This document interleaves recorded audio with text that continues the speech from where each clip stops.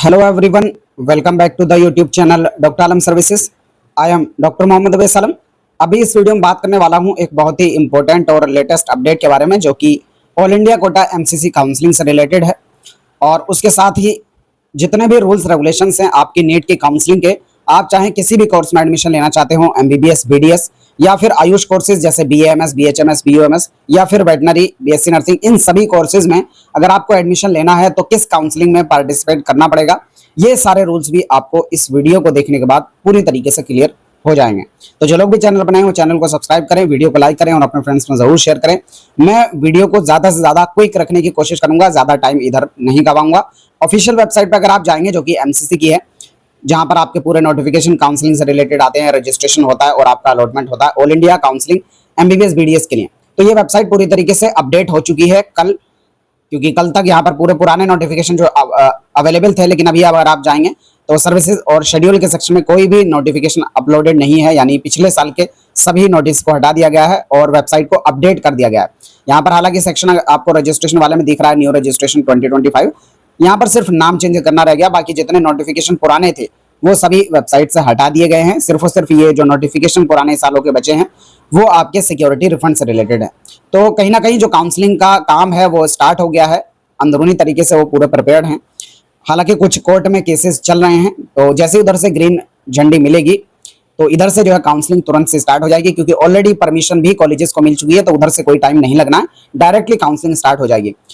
आपका जो काउंसलिंग का क्या प्रोसेस रहता है, किस स्टेप में होती है, पहले एमबीबीएस बीडीएस की होती है या आयुष की होती है, ये भी इस वीडियो में आपको पता चल जाएगा। तो आप सभी इस वीडियो को लास्ट तक देखना, ताकि सारे रूल्स आपके इसी वीडियो से क्लियर हो जाए। तो यहाँ पर सबसे पहले हम बात करते हैं नीट काउंसलिंग में क्या आपकी एकेडमिक क्वालिफिकेशंस रहती हैं, यानी एलिजिबिलिटी क्या रहती है। तो आपका 10+12 जो है पास होना चाहिए, और हर एक सब्जेक्ट में इंडिविजुअली आप पास होने चाहिए, फिजिक्स, केमिस्ट्री, बायोलॉजी, और उसमें ओवरऑल फिजिक्स, केमिस्ट्री, बायो, उसके साथ इंग्लिश मिला के टोटल आपके 50% या उससे ज्यादा होने चाहिए। और अगर आप कैटेगरीज हैं या पीडब्ल्यूडी है तो 5% का रिलैक्सेशन इसमें मिलेगा। नीट एलिजिबिलिटी की बात करते हैं तो आप क्वालिफाइड होने चाहिए, तब काउंसलिंग के लिए एलिजिबल होंगे। यानी जनरल और ईडब्ल्यूएस में 50% जिसके मार्क्स होते हैं आपके इस साल के लिए जनरल और ईडब्ल्यूएस में, वो आपके 213 नंबर हैं। इससे ज्यादा भी अगर आपके हैं तो आप काउंसलिंग के लिए एलिजिबल हैं। वहीं कैटेगरी ओबीसी, एससी, एसटी में अगर आप बिलोंग करते हैं तो 40% तक आप एलिजिबल हैं, जिसके नंबर बनते हैं आपके 177 इस साल के लिए। तो 177 या उससे ज्यादा नंबर हैं तो आप काउंसलिंग के लिए एलिजिबल हैं। एज का क्राइटेरिया देखेंगे तो मिनिमम एज लिमिट आपकी 17 साल कम से कम होनी चाहिए, मैक्सिमम एज लिमिट की कोई भी यहाँ पर लिमिट नहीं है। ठीक है, बात करेंगे नीट काउंसलिंग का पूरा प्रोसेस और स्ट्रक्चर किस तरीके से रहता है, इसमें जितने भी अलग अलग कोर्सेज हैं, कैसे एडमिशन होता है, वो मैं यहाँ पर बताने वाला हूँ। तो देखो, जितने भी नीट काउंसलिंग आपको आप 3 पार्ट में उसको डिवाइड कर सकते हैं। पहला एमबीबीएस बीडीएस की काउंसलिंग, दूसरा वेटनरी की काउंसलिंग, तीसरा आयुष की काउंसलिंग, जिसमें बीएमएस, बीएचएमएस और बीयूएमएस कोर्सेज आ जाते हैं। ठीक है, और उसमें सबसे पहले अगर हम बात करें एमबीबीएस बीडीएस की काउंसलिंग की, तो इसमें 2 पार्ट हो जाते हैं आपके, एक ऑल इंडिया कोटा काउंसलिंग और एक स्टेट कोटा काउंसलिंग। उसी तरीके से वेटनरी में भी 2 बन जाते हैं, एक आपका ऑल इंडिया कोटा काउंसलिंग और दूसरा स्टेट कोटा काउंसलिंग। उसी तरीके से आयुष में भी 2 आपके पार्ट बन जाते हैं, एक ऑल इंडिया कोटा काउंसलिंग और दूसरा स्टेट कोटा काउंसलिंग। अब इन दोनों में डिफरेंस क्या होता है, जो लोग न्यू हैं, क्योंकि उनको पता नहीं होगा ऑल इंडिया कोटा किसे कहते हैं, स्टेट कोटा किसे कहते हैं, या क्या एलिजिबिलिटी रहती है, वो मैं यहाँ पर बताने वाला हूँ। तो सबसे पहले हम एमबीबीएस बीडीएस की जो ऑल इंडिया और स्टेट की काउंसलिंग है उसकी बात करते हैं।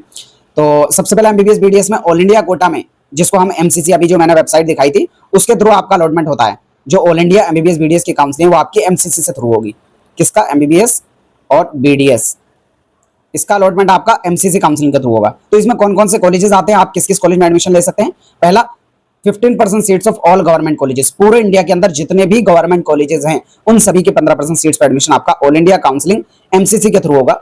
एमबीबीएस, बीडीएस, बीएससी नर्सिंग, इन तीनों कोर्सेज के लिए हो सकता है इस साल बीपीटी भी ऐड हो जाए, अगर वो अपडेट होगा तो मैं आपको जो है वीडियो बनाकर बता दूंगा। अदरवाइज पुराने अभी तक तो जो होते आए हैं वो एमबीबीएस, बीडीएस और बीएससी नर्सिंग रहे हैं ऑल इंडिया काउंसलिंग से। बात करेंगे 100% जितने डीम्ड की सीट्स रहती हैं उन पर 100% सीट का अलॉटमेंट जो है आपका ऑल इंडिया एमसीसी काउंसलिंग के थ्रू होगा। तो एमबीबीएस और बीडीएस और बीएससी नर्सिंग के जितने डीम्ड कॉलेजेस हैं उन सभी के 100% सीट्स ऑल इंडिया काउंसलिंग से भरी जाएंगी। डीम्ड कॉलेज क्या होता है, ये प्राइवेट की तरह होते हैं, बस ये है कि सेंट्रल गवर्नमेंट के अंडर में आते हैं और यहाँ पर जो है फीस थोड़ी ज्यादा रहती है, इंफ्रास्ट्रक्चर अच्छा होता है, तो ये चीज रहती है मेन। उसके अलावा 100% एम्स के जितने भी कॉलेजेस हैं उनकी 100% सीट्स का अलॉटमेंट ऑल इंडिया काउंसलिंग से होगा। उसके साथ ही जितने सेंट्रल यूनिवर्सिटी और नेशनल इंस्टीट्यूट्स हैं उनकी 100% सीट्स का अलॉटमेंट भी आपका ऑल इंडिया काउंसलिंग से होगा, जिसमें जैसे आपका हो गया अलीगढ़ मुस्लिम यूनिवर्सिटी हो गया, बनारस हिंदू यूनिवर्सिटी हो गया, तो इन पर भी जो आपका एडमिशन है वो ऑल इंडिया काउंसलिंग एमसीसी के थ्रू ही होगा।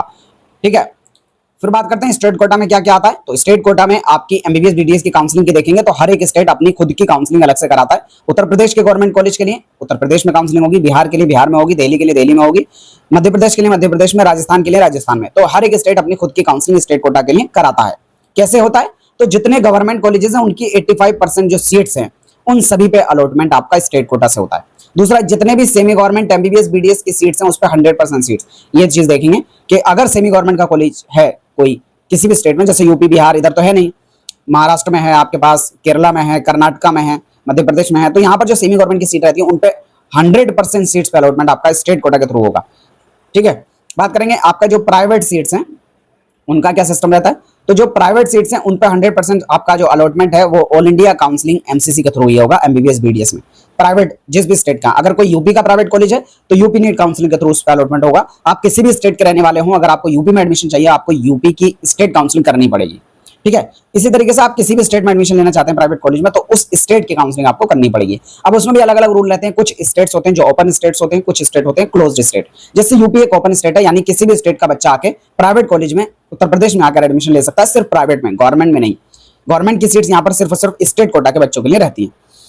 उसी तरीके से जो सेमी गवर्नमेंट की सीट है इस पर भी सिर्फ और सिर्फ उस स्टेट के बच्चे ही एडमिशन ले सकते हैं जिस स्टेट की वो काउंसलिंग है। जबकि ऑल इंडिया काउंसलिंग में क्या होता है, इस पर आप किसी भी स्टेट के रहने वाले हो, कोई डोमिसाइल की जरूरत नहीं होती है, आप जिस भी स्टेट के हो काउंसलिंग ऑल इंडिया ही कर सकते हैं और अलॉटमेंट ले सकते हैं। स्टेट में ये रूल होता है कि उसी स्टेट का बच्चा होना चाहिए, या तो वहां से पढ़ाई की होनी चाहिए या वहां का डोमिसाइल, हर एक स्टेट का अपना अलग रूल रहता है, उसके हिसाब से आप एलिजिबल होने चाहिए। वहीं बात करेंगे आपकी वेटनरी में, तो वेटनरी में भी सेम आपका सिनेरियो रहता है। ऑल इंडिया काउंसलिंग होती है जो पूरे इंडिया के सभी स्टेट के बच्चे इस पर अप्लाई कर सकते हैं, और बाकी स्टेट वाइज अलग अलग स्टेट की खुद की काउंसलिंग होती है जहां पर जितने कॉलेज हैं उसके हिसाब से। ठीक है, रूल यही रहता है कि आपके गवर्नमेंट कॉलेज की 15% सीट्स ऑल इंडिया से भरी जाएंगी, बाकी की जो 85% सीट्स है वो स्टेट कोटा से भरी जाएंगी। अब बात करते हैं आयुष में, तो आयुष में भी सिनेरियो पूरा का पूरा सेम है जैसे एमबीबीएस बीडीएस का है। ऑल इंडिया काउंसलिंग होती है जिसको AA CCC कराता है, AA CCC कराता है आपका। इसमें जो गवर्नमेंट कॉलेजेस हैं उनकी 15% सीट्स, पूरे इंडिया के सभी गवर्नमेंट कॉलेजेस की 15% सीट्स ऑल इंडिया काउंसलिंग से भरी जाएंगी। जितने भी डीम्ड कॉलेजेस हैं उनकी 100% सीट्स ऑल इंडिया काउंसलिंग से भरी जाएंगी। जितने भी MCS central institute, obviously Ayush में तो एम्स होते नहीं है लेकिन all India institute of Ayurveda होता है, वो भी उसकी 100% सीट्स ऑल इंडिया से भरी जाएंगी। 100% सीट्स आपकी सेंट्रल यूनिवर्सिटी, नेशनल इंस्टीट्यूट, जैसे अलीगढ़ मुस्लिम यूनिवर्सिटी में BUMS है, बनारस हिंदू यूनिवर्सिटी में आपका BAMS है, तो इस टाइप के जितने भी इंस्टीट्यूट है उनकी 100% सीट्स ऑल इंडिया काउंसलिंग से भरी जाएंगी। जबकि एएमयू में हाँ एक अलग से रिजर्वेशन रहता है, जो 50% सीट्स है ना उनकी वो सिर्फ और सिर्फ इंटरनल कोटे के लिए रहती हैं, तो उस पर सिर्फ और सिर्फ जो इंटरनल स्टूडेंट है वही पार्टिसिपेट कर सकते हैं, अदर स्टेट के बच्चे इस पर एलिजिबल नहीं है। बात करेंगे आपकी जो सेमी गवर्नमेंट कॉलेजेस होते हैं उनकी 15% सीट पर allotment all India counselling AA CCC के थ्रू होगा। ये बहुत अच्छा रूल है, आप इसको देखेंगे। तो एमबीबीएस बीडीएस में क्या होता है, अगर सेमी गवर्नमेंट सीट्स हैं तो 100% अलॉटमेंट आपका स्टेट कोटा से होता है एमबीबीएस बीडीएस में। लेकिन आयुष में ऐसा नहीं है, अगर सेमी गवर्नमेंट कॉलेज भी है तो उसकी 15% सीट्स ऑल इंडिया काउंसलिंग से ही भरी जाएंगी। बाकी की जो बची हुई 85% सीट्स हैं, चाहे वो गवर्नमेंट कॉलेज में हो या सेमी गवर्नमेंट कॉलेज में, वो स्टेट कोटा से भरी जाएंगी। और प्राइवेट कॉलेज की जितनी भी 100% सीट्स है उन पर अलॉटमेंट आपका स्टेट कोटा से होगा, यानी जिस स्टेट के अंदर वो प्राइवेट कॉलेज है उसी स्टेट की आयुष काउंसलिंग आपको करनी पड़ेगी, तब एडमिशन मिलेगा। ठीक है, ये तो आपको पता चल गया मोटा मोटा कि किस टाइप के कॉलेज में कहां से काउंसलिंग करनी होगी, कहां पर एडमिशन मिलेगा। तो ये वीडियो आप लास्ट तक देख लेना, बहुत सारे लोगों को ऐसी कंफ्यूजन रहती है, पता ही नहीं चलता कि किस काउंसलिंग में कहां कब और कैसे पार्टिसिपेट करना है। ठीक है, तो यहां से आपको वीडियो में अगर कुछ समझ में नहीं आया तो दोबारा से देख लेना, मैं उसको रिपीट नहीं करूंगा, अदरवाइज वीडियो लंबी हो जाएगी।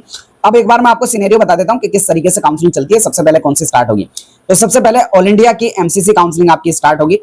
ठीक है, फिर उसके बाद आपकी स्टेट की एमबीबीएस बीडीएस के लिए काउंसलिंग स्टार्ट होगी।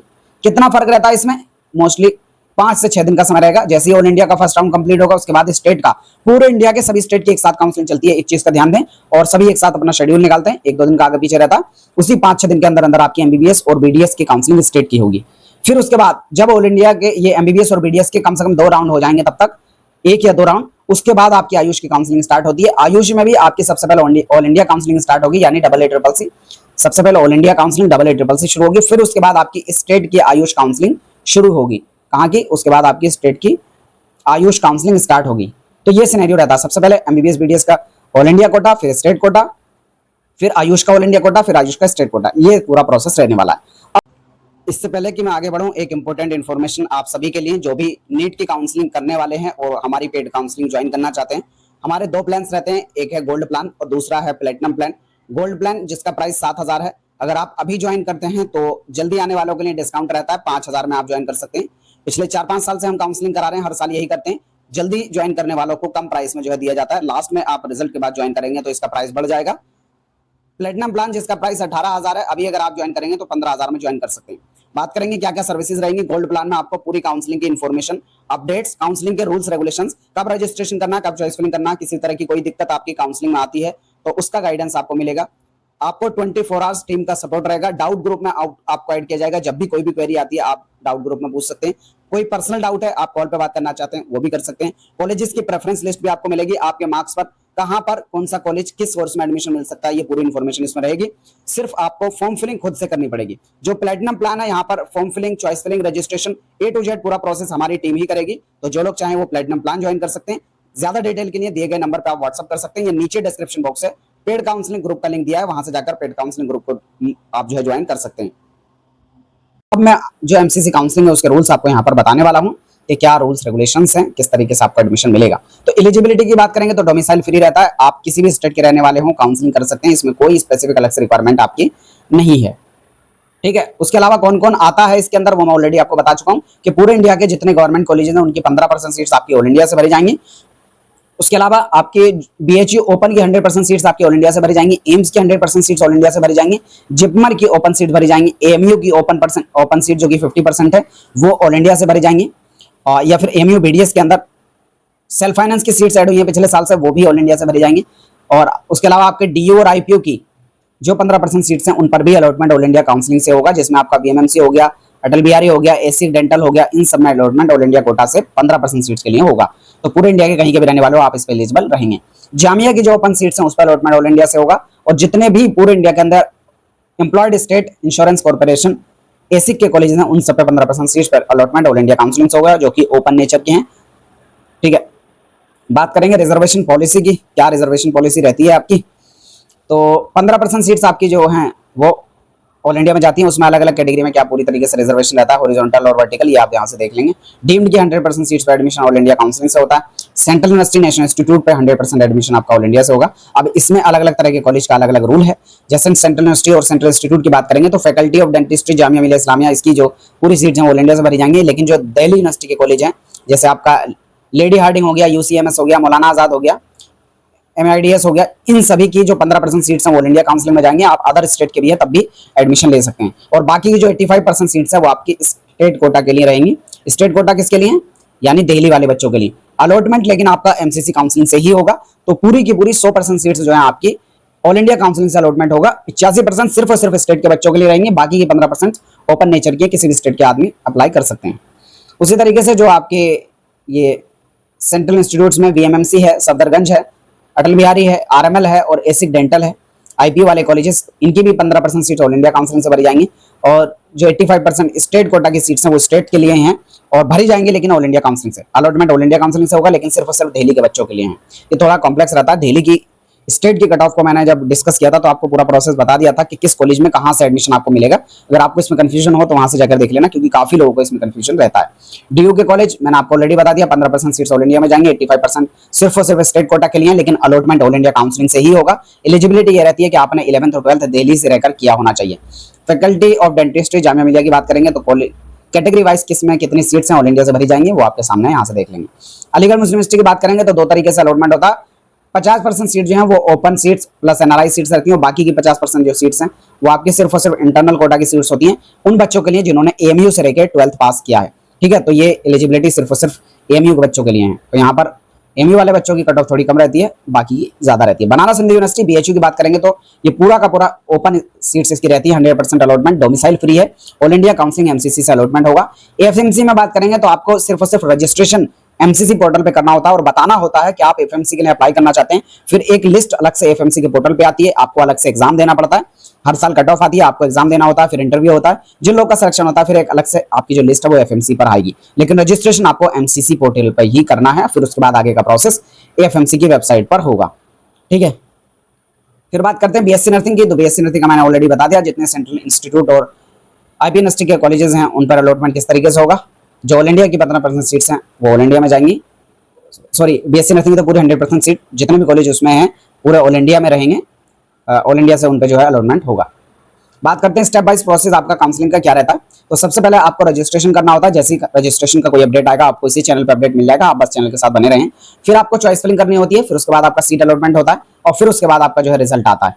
ठीक है, अब रिजल्ट में या तो आपको कॉलेज मिलेगा या नहीं मिलेगा। अगर नहीं मिला तो आप नेक्स्ट राउंड में डायरेक्टली चॉइस फिलिंग करते हैं, क्योंकि ऑलरेडी आप रजिस्ट्रेशन कर चुके हैं। और अगर आपको कॉलेज मिल गया तो आपके पास 3 ऑप्शन बचते हैं कि आप कॉलेज को ले, जो आपको मर्जी का कॉलेज मिला उसमें एडमिशन लें और वहीं पर आप काउंसलिंग को रोक दें। या फिर दूसरा हो सकता है आप उस कॉलेज में एडमिशन लें लेकिन आप चाहते हैं कि उससे अच्छे कॉलेज के लिए और काउंसलिंग करें, तो आप अपग्रेडेशन में जा सकते हैं सेकंड राउंड में चॉइस फिलिंग करके। या फिर अगर आपको कॉलेज पसंद ही नहीं है तो आप डिनाई कर सकते हैं और पहले राउंड में फ्री एग्जिट रहता है, छोड़ सकते हैं। उसके बाद सेकंड थर्ड राउंड में आपके पास फ्री एग्जिट नहीं होता। अगर आप सीट छोड़ते हैं तो जो आपकी सिक्योरिटी है वो जब्त कर ली जाएगी। कितना अमाउंट लगता है सिक्योरिटी का वो भी मैं बता दूंगा। तो स्टेप्स मैंने ऑलरेडी आपको बता दिए। सबसे पहले रजिस्ट्रेशन करना होगा, अपनी पर्सनल डिटेल डालनी होगी, पेमेंट करना होगा। काउंसलिंग के लिए अलग अलग काउंसलिंग का अलग अलग जो है पेमेंट आपका रहता है। तो सबसे पहले आप देख लें ऑल इंडिया काउंसलिंग के लिए कितना अमाउंट रहता है रजिस्ट्रेशन का, नॉन रिफंडेबल जो कि अमाउंट है, यानी पैसा ये वापस नहीं होगा। अनरिजर्व्ड के लिए 1000 है, SC ST PWD के लिए और OBC के लिए 500 रुपए है। बाकी जितने भी डीम्ड के स्टूडेंट है किसी भी कैटेगरी के हों उनका 5000 रुपए लगेगा रजिस्ट्रेशन में और ये पैसा वापस नहीं होता है। जो रिफंडेबल अमाउंट है आपका, जिसको कहते हैं सिक्योरिटी मनी, ये आपकी गवर्नमेंट कॉलेज के लिए MBBS BDS और BSc नर्सिंग में 10,000 लगेगी, चाहे आप एक कोर्स के लिए करें, चाहे 2 के लिए करें, चाहे तीनों के लिए करें। अनरिजर्व कैटेगरी में SC ST PWD और OBC के लिए आपको 5000 की सिर्फ सिक्योरिटी लगेगी और ये जो सिक्योरिटी अमाउंट है काउंसलिंग खत्म होने के बाद आपका वापस आ जाता है 2-3 महीने बाद। डीम्ड के जितने भी कॉलेजेस हैं उनकी जो हर एक कैटेगरी के लिए सिक्योरिटी लगती है वो 2 लाख रुपए लगती है। जिस तरीके से प्राइवेट में होता है उसी तरीके से आप चाहे किसी भी कैटेगरी का। ठीक है, फिर उसके बाद आपको रजिस्ट्रेशन स्लिप मिलेगी, चॉइस फिलिंग करनी होती है। चॉइस फिलिंग के बाद आपका जो है सीट अलॉटमेंट होता है, रिजल्ट आता है, आपको जो भी कॉलेज मिलेगा वहां पर कॉलेज में जाकर रिपोर्ट करना होता है। ठीक है, उसी तरीके से आप आयुष काउंसलिंग की यहाँ पर हम बात करेंगे। तो ऑल इंडिया आयुष का ही मैं बता चुका हूँ कि जितने भी गवर्नमेंट कॉलेजेस हैं या सेमी गवर्नमेंट कॉलेजेस हैं, गवर्नमेंट एडेड कॉलेज कहते हैं सेमी गवर्नमेंट कॉलेजेस को, उन सभी की 15% सीट्स ऑल इंडिया से होगा। आपका BHU की 100% सीट्स ऑल इंडिया से होगा, ITRA जामनगर की 100% सीट्स ऑल इंडिया से होगा, NIA जयपुर की 100% सीट्स ऑल इंडिया से भरी जाएंगी, NIA पंचकुला, NIH कोलकाता और उसके साथ डीम्ड यूनिवर्सिटीज की सभी 100% सीट्स ऑल इंडिया से आपका अलॉटमेंट होगा। BSMS की NIS चेन्नई की अलॉटमेंट ऑल इंडिया से होगी। जितनी भी all India quota, all India institute of Ayurveda Goa की 50% सीट्स ऑल इंडिया से अलॉटमेंट होगा। 50% AMU की BOMS सीट पर होगा, क्योंकि बाकी की जो बची हुई सीट्स है 50% वो सिर्फ और सिर्फ AMU के इंटरनल बच्चों के लिए हैं। और NIS शिलोंग की जो 50% सीट्स है उस पर अलॉटमेंट ऑल इंडिया से होगा। और ऑल इंडिया कोटा की बी फार्मा की जो ITRA जामनगर में है, आयुर्वेदिक बी फार्मा, उस पर भी अलॉटमेंट आपका ऑल इंडिया काउंसलिंग से होगा। ठीक है, तो किस टाइप के कॉलेज में कहाँ कैसे अलॉटमेंट होगा ये मैं ऑलरेडी बता चुका हूँ। यहाँ से आप देखेंगे इसमें स्टेप्स वही रहेंगे। सबसे पहले आपको रजिस्ट्रेशन करना होता है, फिर उसके बाद चॉइस फिलिंग, फिर सीट अलॉटमेंट होता है, फिर आपको रिजल्ट आता है। या तो आपको कॉलेज नहीं मिलेगा तो नेक्स्ट राउंड में डायरेक्टली चॉइस फिलिंग करेंगे। अगर मिल जाता है तो या तो आप उसको लेकर काउंसलिंग वहीं बंद कर देंगे, या फिर आपकी मर्जी का कॉलेज नहीं है उससे अच्छे कॉलेज के लिए आप अपग्रेडेशन में जा सकते हैं, सेकंड नंबर जो चॉइस आपकी है, या फिर आप उस कॉलेज को छोड़ के फ्री एग्जिट करके नेक्स्ट राउंड में काउंसलिंग कर सकते हैं। ठीक है, अब बात करते हैं ऑल इंडिया आयुष काउंसलिंग में कितनी सिक्योरिटी फीस और रजिस्ट्रेशन फीस लगती है। तो आप चाहें गवर्नमेंट कॉलेज के लिए करें, सेमी गवर्नमेंट के लिए करें, सेंट्रल यूनिवर्सिटी नेशनल इंस्टीट्यूट के लिए करें, या फिर तीनों के लिए करें, पैसा आपका सेम लगने वाला है। रजिस्ट्रेशन में अनरिजर्व्ड EWS OBC तीनों ही केस में 1000 रुपए लगेगा, SC ST PWD में 500 रुपए लगेगा, डीम्ड में आप किसी भी कैटेगरी के हों 5000 रुपए की रजिस्ट्रेशन फीस आपकी लगेगी आयुष काउंसलिंग में। वहीं जो रिफंडेबल अमाउंट है जिसको सिक्योरिटी मनी कहते हैं, अगर आप government, semi government, central university, national institute इन सभी के लिए या किसी भी एक कैटेगरी के लिए करते हैं इसमें से, तब आपको जो है हर एक कैटेगरी में सिक्योरिटी अमाउंट आपका 20,000 लगेगा। यहाँ पर आपको कैटेगरी वाइज रिलैक्सेशन नहीं है, किसी भी कैटेगरी को 20,000 रुपए लगेगा। डीम्ड में आप किसी भी कैटेगरी के रहने वाले हो आपको 50,000 रुपए की सिक्योरिटी जमा करनी होगी। जो सिक्योरिटी अमाउंट है आपकी काउंसलिंग खत्म होने के बाद आपके सेम अकाउंट पर रिफंड कर दिया जाता है। बाकी और ज्यादा डिटेल के लिए, पूरी काउंसलिंग की इन्फॉर्मेशन के लिए आप पेड काउंसलिंग ज्वाइन कर सकते हैं। नीचे डिस्क्रिप्शन बॉक्स में आपको जो है पेड काउंसलिंग ग्रुप का लिंक मिल जाएगा। मिलते हैं नेक्स्ट वीडियो में, तब तक के लिए थैंक यू।